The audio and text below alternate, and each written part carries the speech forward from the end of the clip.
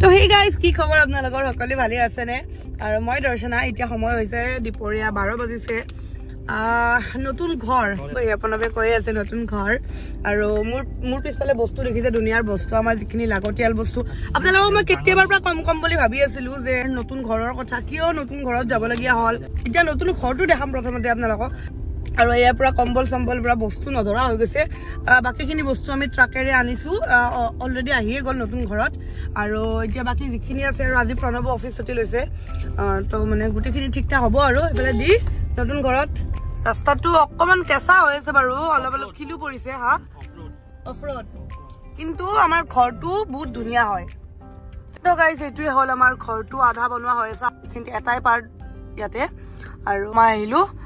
আৰু গুটেখিনি বনোৱা হোৱা নাই যেহেতু নতুন হয় আধা হৈ আছে কমপ্লিট হোৱা নাই ঘৰটো জাস্ট তিনিটা ৰুমৰ এটা ঘৰ কিচেন আৰু ডাইনিং হল এটা আছে কম্বল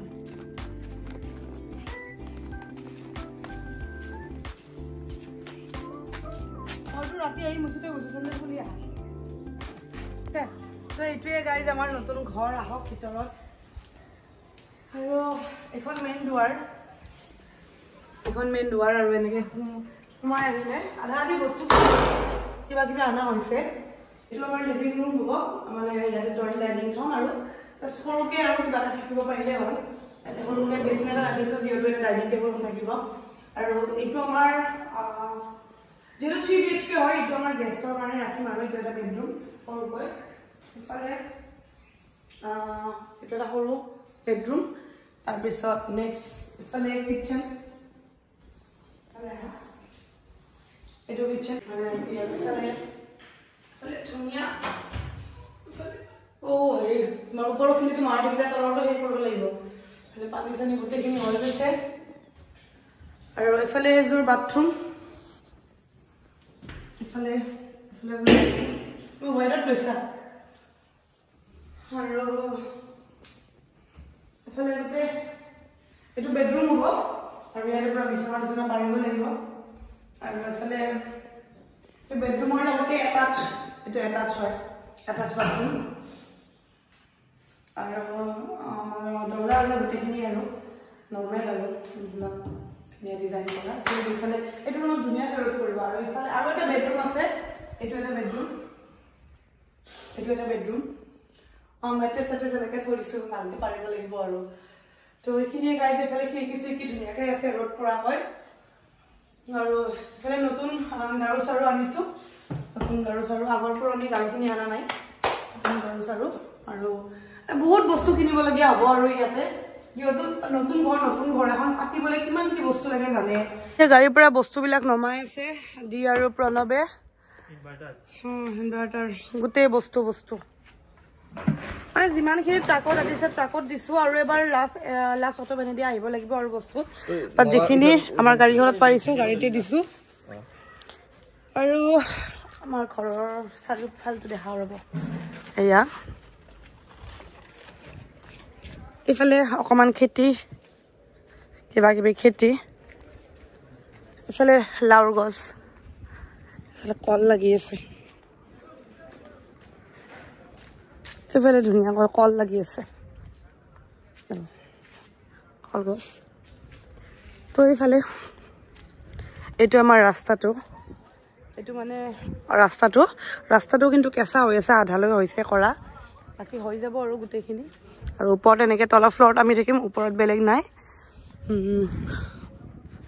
এয়া বেক চাইডে অকণমান জাগা আছে এইফালে দেখিছেনে বেঙেনা পুলি চুলি কিবা কিবি এইবিলাক সৰু সুৰাকৈ লগাইছোঁ এইফালে জেতুকা এডাল এয়া বগৰী গছ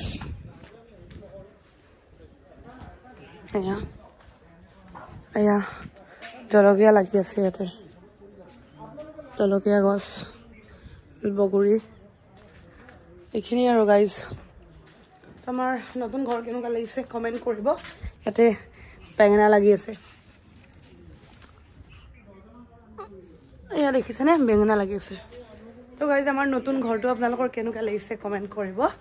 আৰু এতিয়া গোটেই বস্তু বাহিনীবোৰ অকণমান চিজিল কৰোঁ ভিতৰলৈ যাওঁ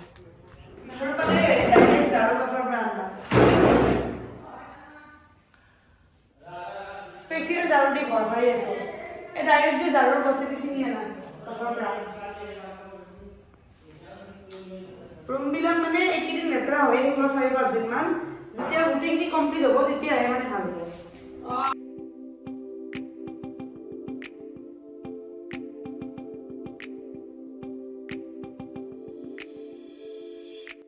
তো গাইজ আমি গোটেই বস্তুখিনি এতিয়া থলো যিখিনি বস্তু আনিছিলোঁ অকণমান ঠিক কৰিলোঁ অফ ক'ত আছে অ' চাহ ফোনটো পৰি আছে মোৰ ইয়াতে তাতে পাকঘৰত তাৰমানে মোৰ ইয়াৰ পৰা ওলাই পৰিছে ফোনটো বিচাৰি আছিলোঁ পোৱা নাছিলোঁ ফোনটো পকেটৰ পৰা ওলাই পৰিছে পাকঘৰতে পৰি আছে এই ক্লাছখন ফাটিয়ে গ'ল এই নতুন ঘৰত আহিছিলোঁহে ক্লাছ ফাটিলে আৰু খৰচ এই পাকঘৰত পৰি আছিলে বাবু আমি ঘৰত ভাত চাত খাই সন্ধিয়া আকৌ আহিম প্ৰায় হৈছে আৰু বস্তু আনে লাষ্ট এবাৰ অট'ভেনত এবাৰ আনিব লাগিব অলপমান লাগতিয়াল তাৰপিছত হ'ব মাহঁতো আহিব নতুন ঘৰত বাৰু তো আমাৰ ঘৰটো কেনেকুৱা দেখিছে গাইজ বাবু এইফালে চোৱা কোৱা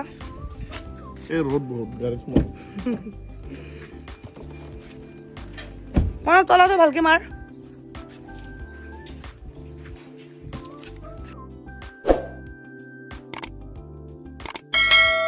আমি আহি পালো তো এতিয়া ভাত খাম দুপৰীয়া হৈছে 3টাই বাজে আৰু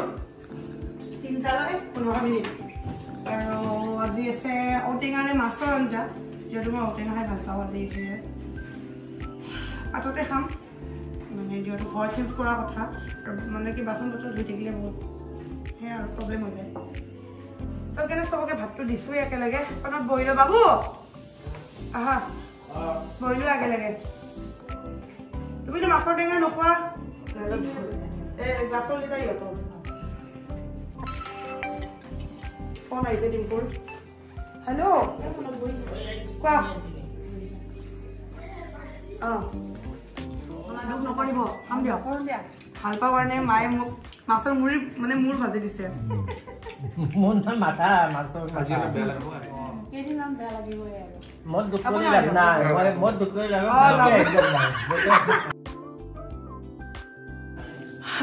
এতিয়া হৈছে সন্ধিয়া গা পা ধুলো ফ্ৰেছ হলো চিঙৰা চাহ খাই আছো আমি এইফালে এইবোৰ খাইছে তো গোটেই দিনটো ভাগৰি গৈছোঁ গাড়ীত এতিয়া চাহ তাহ খাই মুখত চুপাৰি অকণমান লৈ গোটেই বস্তুবোৰ এনেকৈ আছে দেখিছেনে গোটেই এতিয়া চিজিল কৰিব লাগিব জাষ্ট কিবাকৈ খাই বৈ উঠিছোঁ ঠাণ্ডা লাগিছে বহুত তো গাইজ ৰাতি আমাৰ ডিনাৰ চিনাৰ হৈ গ'ল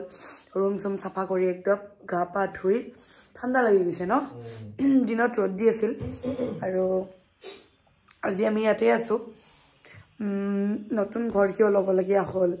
কিয় তাত যাবলগীয়া হ'ল ক'ত ঘৰ লোৱা হৈছে ক'ত নতুন ঘৰ বনোৱা হৈছে গোটেইবোৰ প্ৰশ্নৰ উত্তৰ আপোনালোকক আজি ভিডিঅ'টোত নিদিওঁ ইমানখিনি ক'ব পৰা মানে হেৰিও নাই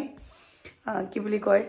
এতিয়া মানে ভাগৰো লাগিছে নেক্সট ভিডিঅ'ত ক'ম আৰু গোটেইখিনি কিয় এক্সট্ৰাকৈ ঘৰ ল'বলগীয়া হ'ল ক'ত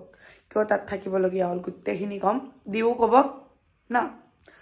আৰু আজি ভিডিঅ'টো ইমানতে সামৰিম একদম ঠাণ্ডা লাগিছে সেইকাৰণে মূৰে চূৰে কাপোৰ লৈ আছোঁ পূৰা